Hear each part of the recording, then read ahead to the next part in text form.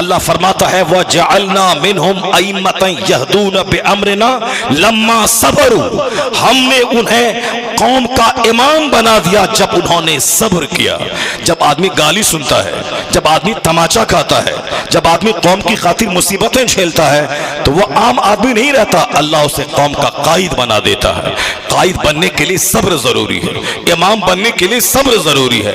تو ہم معمولی سا صبر کرتے ہیں، لیکن جس کی داستان میں سنانے جا رہا ہوں آپ سننے جا رہے ہیں اور لگاتار 10-12 دن سے سنتے ہوئے چلے آ رہے ہیں، اس اہل بیت اطہار کی زندگی میں کون سی مصیبت ہے جو نہیں آئی ہے؟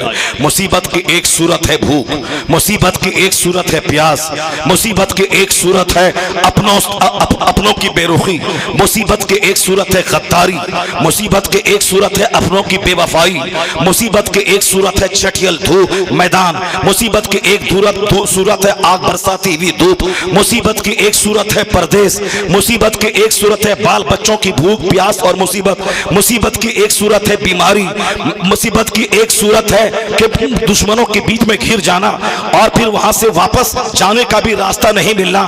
یہ بتا دیں کہ بات یہ کربلا میں بھوک کی حالت کیا ہے، پیاس کی حالت کیا ہے، وہاں چٹیل میدان بھی ہے، حالت پردیس میں بھی ہے، سب دشمنوں کے تلواروں کے نرغے میں ہے، بچوں کی پیاس بھی ہے، بیماری بھی ہے، مستورات بھی ہے، ان کا قیدی بننے کا صدمہ بھی ہے، اپنی لاش کو گھوڑوں کی ٹاپوں سے رودمانے کی فکر بھی ہے، یعنی تمام غم، تمام آلام، تمام مصیبتیں میدان کربلا میں جمع ہو گئی ہیں۔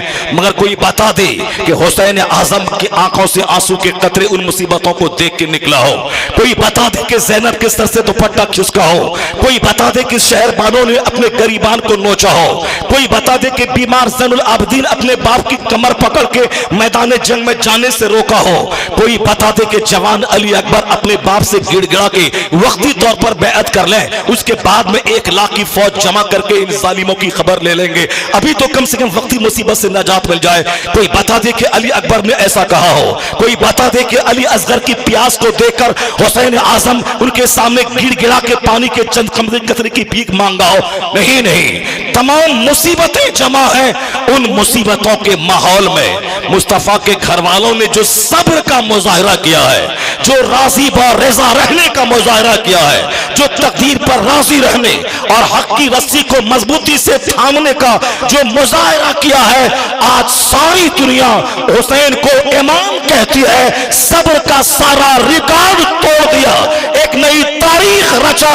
اب امام 50 سال کے لیے نہیں، صبر کی انتہا کر دی تو اب قیامت تک کے لیے اللہ نے حسین کو امام بنا دیا۔ حسین اعظم کا خطبہ محراب پہ ہے حسین، منبر پہ ہے حسین، خطیبوں کی زبان پہ ہے حسین، مسلمانوں کے ہاتھوں میں ہے حسین، مسلمانوں کے گھروں میں ہے حسین، یہاں تک کہ امریکہ کی پارلیمنٹ میں ہے حسین۔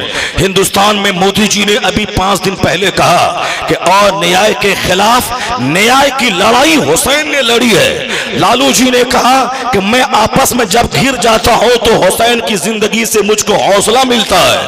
یعنی آج دنیا کے لوگ یہ سمجھتے ہیں کہ حسین صرف مسلمانوں کا ہے، حسین صرف مردوں اور عورتوں کا ہے۔ نہیں، بلکہ آج امریکہ کی آواز، چائنا جاپان کی آواز، جہاں جہاں بھی انسان بستے ہیں سب کی زبان سے ایک آواز آتی، Hussain is the greatest martyr of mankind. Hussain صرف مسلمانوں کی پونجی نہیں ہے، حسین صرف مسلمانوں کی امانت نہیں ہے، حسین آدمیت کی تاریخ کا شہید اعظم ہے، جنہوں نے مانوتا کی آبرو کو اونچا کیا ہے، آدمیت کو ذلیل ہونے سے بچایا ہے۔ قیامت تک کے انسانوں کا منوبل حسین نے اونچا کیا ہے۔ آج اگر میں سر اٹھا کے چل رہا ہوں تو احسان میرے امام حسین اعظم کا ہے۔ حسین اعظم انسانی تاریخ کے شہید اعظم کا نام ہے، اور اتنا بڑا کام کروڑوں میں کوئی ایک کرتا ہے، سب نہیں۔ اتنے بڑے کام کرنے کے لیے تیار کیا جاتا ہے، بڑا سے بڑا کام کرنے کے لیے اس کی تیاری ہوتی ہے۔ ہندوستان میں پچھلے سال IAS کے کمپٹیشن میں بہار کا ایک شخص IAS میں ٹاپ کیا، یعنی پورے ہندوستان میں وہی ایک واحد کمپٹیشن ہے جس کے فیس کرنے کے بعد آدمی ڈسٹرکٹ مجسٹریٹ بنتا ہے، DM بنتا ہے، اور اس کے DM بننے کے لیے ابھی تیسرے سال کی بات ہے کہ ایک غیر مسلم کا بچہ شبھم کمار اس نے IAS میں ٹاپ کیا. ایک بہار کے دیہات کا بچہ ہے, اب ہندوستان کے پردھان منتری کا بچہ نہیں, CM کا بچہ نہیں, کسی DM کا بچہ نہیں, ایک معمولی بینک کے کلر کا بچہ, کاشتکار کا بچہ, وہ IAS میں انہوں نے ٹاپ کیا. ایسا نہیں ہے کہ کسی نے پیروی کر دی یا غیر مسلم تھا تو غیر مسلموں کو پیار آ گیا تو سارے تو غیر مسلم ہی رہتے ہیں اس میں. بمشکل تمام اگر 1 لاکھ بچے بیٹھے ہیں تو اس میں سے بمشکل 10-20 ہزار مسلمان رہتے ہیں, باقی آبادی کے حساب سے تو میجورٹی ان کی رہتی ہے. ایسا نہیں کہ وہ غیر مسلم تھا تو غیر مسلم میں چہرہ دیکھ کے اس کو ٹاپر بنا دیا. نہیں, اس لڑکے نے 18 گھنٹے اسٹڈی کی, 15 گھنٹے محنت کی. انہوں نے اپنے رات کی نیند کو نیند نہیں سمجھا, نیند قربان کر دی, کھانا کم کر دیا انہوں نے اور دوسری ضروریات کم کر دی. خوب محنتیں ہوتی ہیں.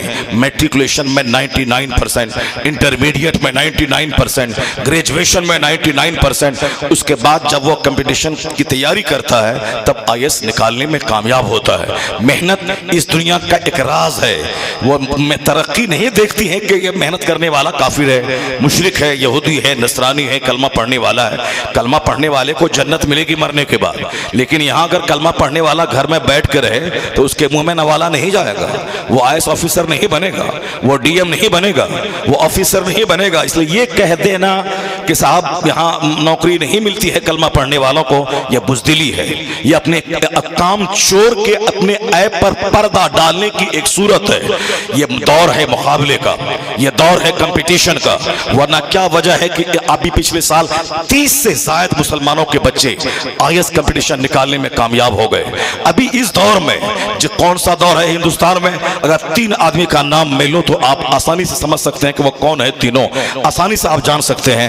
اس دور میں مسلمانوں کا 30 سے زائد بچوں کا IAS نکال لینا, اس کا مطلب ہے کہ وہاں چہرہ نہیں دیکھا جاتا ہے, وہاں محنت دیکھی جاتی ہے, وہاں مقابلہ دیکھا جاتا ہے. یہ دنیا سنگھرش کی جگہ ہے, یہ دنیا محنت کی جگہ ہے, یہ دنیا دارالعمل ہے.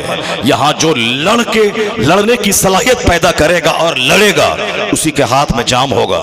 تو مسلمان صرف یہ کہہ کر کے چھٹکارا نہیں پا سکتے کہ دوسروں کا ملک ہے. فیصل نے کشمیر کا IAS میں ٹاپ کیا تھا اسی ملک میں. عامر سبحانی بہار کا IAS میں ٹاپ کیا تھا 1990 کی دہائی میں, وہ اسی ملک کا ہے. اسی ملک میں ایسا نہیں کہ ہماری انگریزی اچھی ہے تو میتھ کمزور, میتھ اچھی ہے تو GK کمزور, GK صحیح ہے تو GS کمزور, GS صحیح ہے تو کرنٹ افیئرز کمزور. یعنی ہم کہیں نہ کہیں کمزور رہتے ہیں, محنت میں کمی رہتی ہے, اس لیے ہم مقابلے میں نہیں جیت پاتے ہیں. یہ مقابلے کا دور ہے. بڑا کام کرنے کے لیے بڑا جگر چاہیے, بڑا کام کرنے کے لیے بڑا حوصلہ چاہیے, بڑا کام کرنے کے لیے بڑوں کی اس کے پیچھے محنت چاہیے. جتنے لوگ مہان بنتے ہیں ان مہانوں کو سجانے میں, سنوارنے میں بڑے مہان کا ہاتھ ہوتا ہے, رول ہوتا ہے. بس اگر آپ سمجھ گئے میری تمہید کو, میں کہنا چاہتا ہوں آج حسین کا چرچا کروڑوں زبان پر ہے. انہوں نے حق بولنے کا جو مزاج لوگوں کو دیا ہے. آج اگر میں ہندوستان میں حق بول رہا ہوں, اگرچہ میں کمزور ہوں, اس کے پاس ED ہے, اس کے پاس آرمی ہے, اس کے پاس ساری سطح ساری طاقت ہے, وہ مجھے جیل میں ڈال سکتا ہے, لیکن اس کے باوجود اگر میں حق بولتا ہوں تو یہ حوصلہ کس نے عطا کیا ہے؟ اگر آج کا کوئی آدمی ظالم و جابر حاکم کے سامنے حق بولتا ہے تو منہ اس کا ہے, مگر حوصلہ امام حسین کا عطا کیا ہوا ہے. قیامت تک جہاں بھی, جس زمین پہ بھی, جہاں بھی حوصلہ ملتا ہے حق بولنے کا, دشمنوں کے نرغے میں گھر کر کے بھی حق بولنے کا, گردن کی پرواہ کیے بغیر حق بولنے کا اگر رجحان کہیں ملتا ہے تو منہ ان کا ہے, زبان اس کی ہے. حوصلہ حسین اعظم کا عطا کیا ہوا ہے. اتنے بڑے مانوتا کے محسن, انسانیت کے محسن, اتنے بڑے ریفارمر, اتنے بڑے اسلام کے دائی, اتنے بڑے مبلغ, اتنے بڑے احقاق حق, ابطال باطل کرنے والے کو تیار کس نے کیا ہے؟ اتنا بڑا یودھا کس نے دیا ہے؟ اتنا بڑا بہادر کس نے دیا ہے؟